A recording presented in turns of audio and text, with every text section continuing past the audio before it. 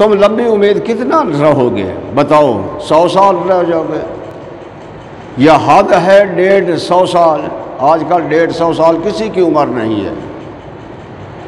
100 سال تک بڑی کوئی مشکل سے بندہ پہنچتا ہے. کتنی زندگی لمبی کرو گے؟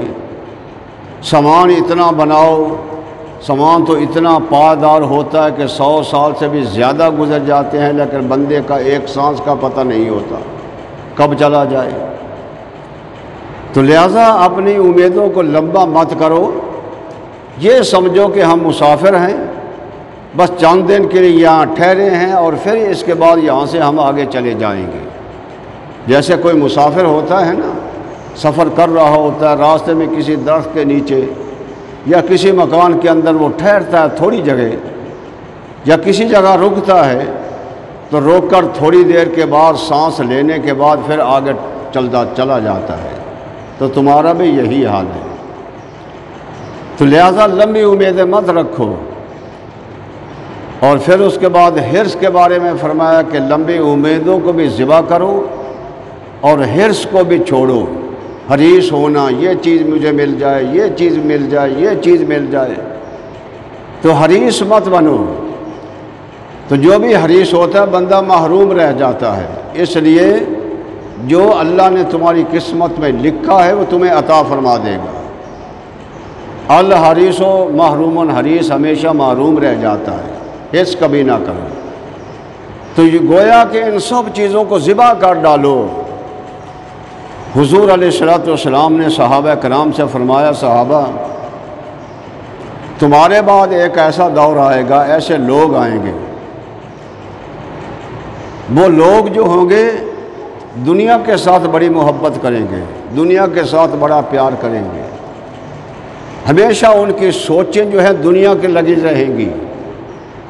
صبح سے لے کر شام تک دنیا ہی دنیا کہتے رہیں گے، دنیا ہی کمانے لگ جائیں گے. وہ نمازوں کو برباد کر ڈالیں گے، روزوں کی پرواہ نہیں کریں گے، اسلام کے بارے میں نہیں سوچیں گے، خدا اور مصطفیٰ کی باتوں کو نہیں سنیں گے، دنیا ہی کمانے کے اندر لگے رہیں گے.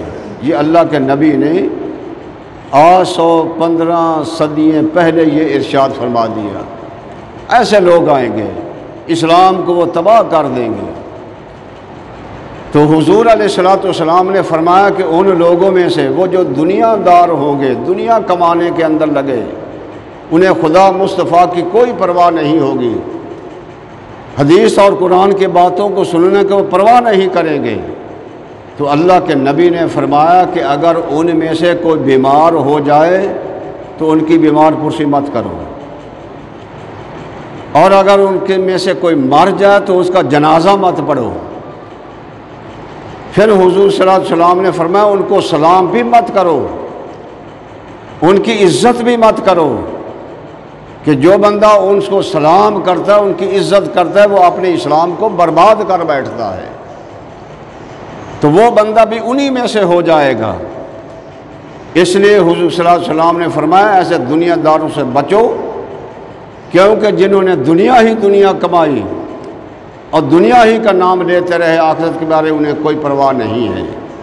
تو حضور فرمایا ان سے کوئی تعلق نہ رکھو. لوگوں خود سوچو کہ آج ہم کیا کر رہے ہیں.